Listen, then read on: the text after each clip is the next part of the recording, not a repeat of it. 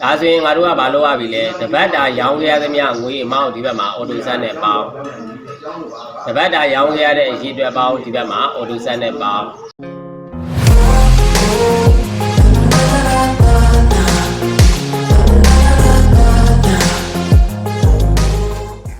သွားမဲ့အပိုင်းလေးကကျတော့ဘာလို့တာလဲ formula မပါဘဲနဲ့လစဉ်စင်းချုပ်တဲ့ပုံစံလေးတွေသွားပြီးမယ်ပေါ့နော်အဲ့ဒါမှာလာချုပ်တဲ့နေရာမှာဝင်ငွေထွက်ငွေတွက်တဲ့ပုံစံနီးလန်းရယ်ပစ္စည်းကုန်တွေအဝင်ထွက်ပုံစံရယ်နှစ်မျိုးပြမယ်ပေါ့နော်နှစ်မျိုးပြမယ်ဒီဘက်မှာ30တိုင်းပဲ senior SR လို့ပေါ့နော်နံပါတ်10လို့ဒီအထဲလို့တက်လိုက်မယ်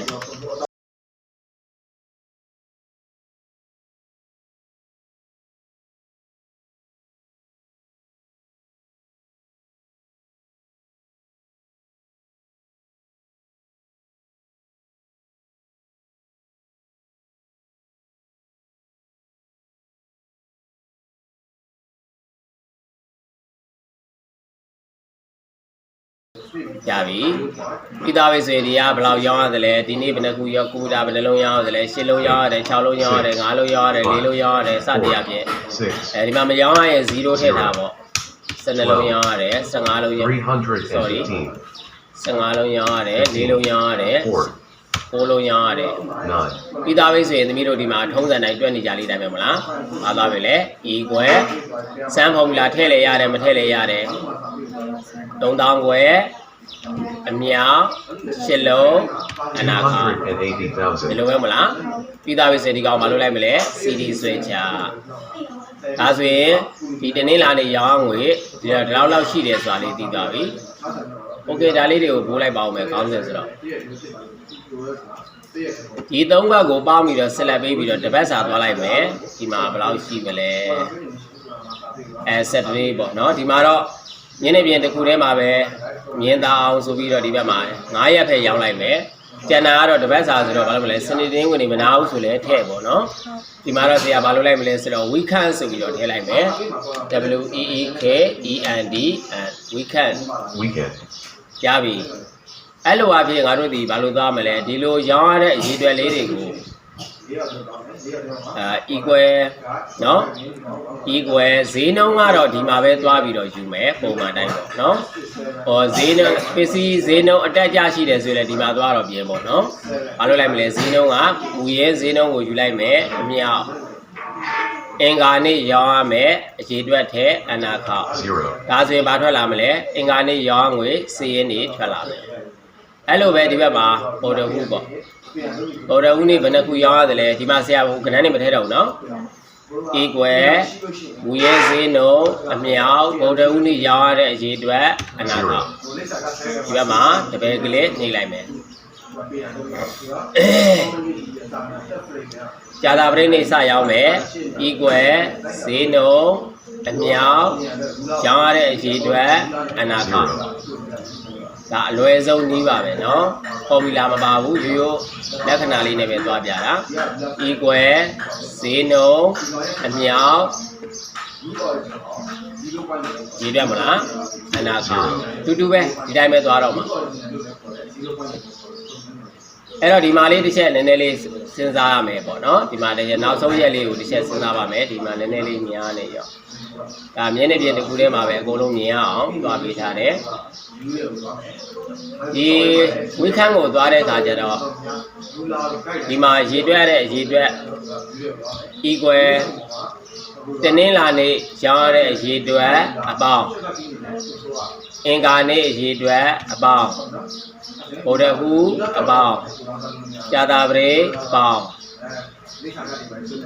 တောက်ကြဒါပဲမလားတောက်ကြနေပဲရောင်းတာနော်အနာခေါက်လိုက်မယ်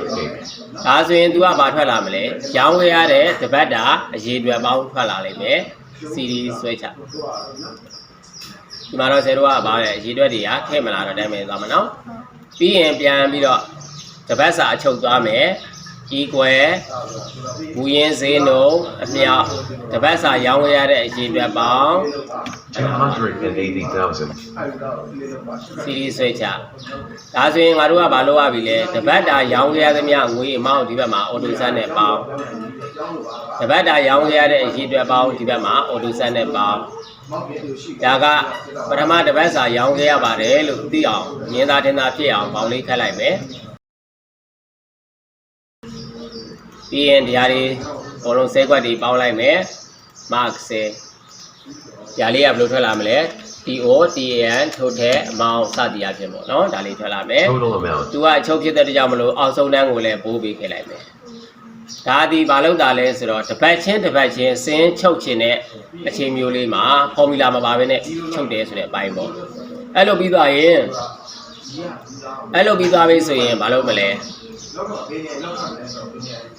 ဒီကောင်လေးကို select ပေး copy ယူခဲ့မယ်ညာကလေးအောက်တကွက်ကျော်လောက်မှာ point ထားအနာခောက်လိုက်မယ်ဒါကကျတော့ဘာဖြစ်လာလဲဒါက TWO2 week 2ပေါ့နော်ဒုတိယပတ်ရောက်လာပြီဒုတိယပတ်မှာလည်းပဲဒီ9ရက်ပဲရောက်မယ်ပေါ့နော်ဒုတိယပတ်လည်းတည်းမယ်ကျန်တာတွေဘာလို့လဲဘာမှမလုပ်ဒီမှာအရေးတွက်တွေဖြတ်ပလိုက်ပထမကြောင်းရတဲ့အရေးတွက်တွေနဲ့မဆိုင်တော့ဘူးအရေးတွက်တွေဖြတ်လိုက်မယ်ဆိုရင်သူကပြန်မယ်ဖြစ်လာမယ်ပေါ့နော်ဈေးနှုန်းတွေပြင်ဆင်မှုရှိလားဈေးအတက်ကြရှိလား15မိနစ်တခါဈေးတက်နေသလားဒီမှာတော့ကိုပြန်ပြီးတော့ဈေးနှုန်းကိုပြင်လိုက်ပေါ့နော်အဲ့တော့ဘာပြီးရင်မသားမလဲရောင်းရတဲ့အရေးတွက်ဘယ်နှခုလဲအရေးတွက်ထည့်လိုက်တာနဲ့ဆွကြပါစို့9ခုလို့9လုံးရောင်းရတယ်လို့ဆိုလိုက်တာနဲ့အနာခောက်လိုက်မယ်ဆိုရင်ဒီဘက်မှာရေးတွက်တွေကအမောင်းတွေတခါချုပ်ပြီးသားမဟုတ်လားချုပ်ပြီးသားဘာမှလုပ်เสียမလုပ်ဘူးအဲ့ဒီဘက်ရဲ့ဘယ်လိုခေါ်မလဲ3000ဝယ်တာ9လုံးဝယ်တယ်ဆိုဘယ်လောက်ရမလဲ3,900,500ဆိုလဲကွက်ကိုသိပြီးသားပဲเนาะအဲ့လိုလေးအပြင်ဆရာတို့ဒီ4လစာ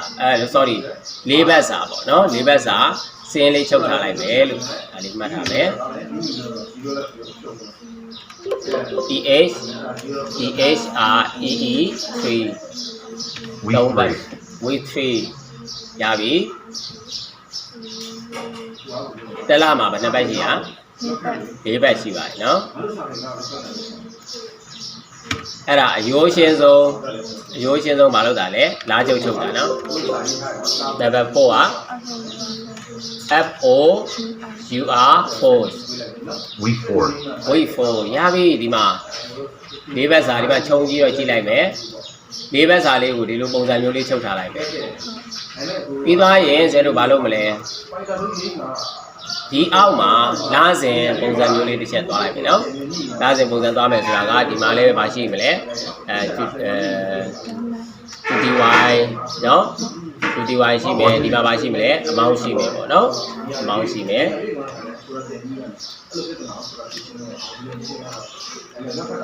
quantity amount အဲ့တော့ဒီမှာရှိတဲ့ 2dy ဒီဘာလို့ဆွဲထုတ်လိုက်တာလဲဆိုတော့ဒီဘက်မှာ January စိတ်ကပေါင်းပြီးတော့ဒါကဘယ်လအတွက်လဲ January လပေါ့ JANUARY January เนาะ January ရဲ့ amount တွေ quantity တွေဖြစ်ပါတယ်ဆိုတာကိုပြောပြလိုက်မယ်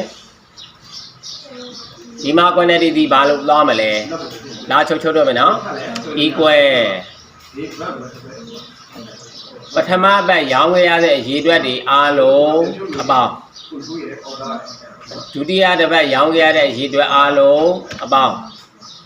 တတိယပတ်အရေးအတွက်အားလုံးအပေါင်းစတုတ္ထပတ်အလားခေါက်လိုက်မယ်ဒါဆိုရင်ဒီဇန်နဝါရီလမှာရေတွက်ပေါင်းဘယ်လောက်လဲ60နဲ့9ခုရောင်းခဲ့ရတယ်ဆိုတာလေးကိုသိရမယ်အဲ့လိုပါပဲဒီဘက်မှာဗာလေးရှိမလဲငွေအမောင်းပေါ့နော်ငွေအမောင်းကိုသွားတဲ့ခါမှာလည်းပဲ equal ပထမပတ်ရောင်းခဲ့ရတဲ့စုစုပေါင်းအချုပ်အပေါင်းဒုတိယပတ်အချုပ်အပေါင်းတတိယပတ်အချုပ်အပေါင်းစတုတ္ထပတ်အနာခေါက်9000ဒါပြီလားအဲ့လားချုပ်တာပဲဒါလေးတွေကတော့ဘာပိုင်းလဲဆိုတော့ဝင်ဝင်ထွက်ငွေလေးတွေကိုဘယ်လိုပုံစံလေးတွေနဲ့ပုံစံချမှာလဲဘာလို့ဆိုတော့တချို့ကျတော့လေ formula တွေနဲ့သွားတဲ့ခါကျစိတ်ချုပ်တာတွေရှိတယ်ဒါလေးကတော့ရိုးရှင်းဆုံးပေါ့နော်ဒါပြီးသားပြီဆိုမှဘယ်လာမလဲ January February March April May စသည်အပြင်ဒီဘက်မှာ12လဘာလုပ်လိုက်မလဲ12လ CD ဆွဲလိုက်အောင်ပါပဲဒါလေးကတစ်ခုပေါ့နော်ဒါကဝင်ငွေထွက်ငွေကိုလစဉ်ဘယ်လိုချုပ်မလဲဆိုတဲ့အပိုင်း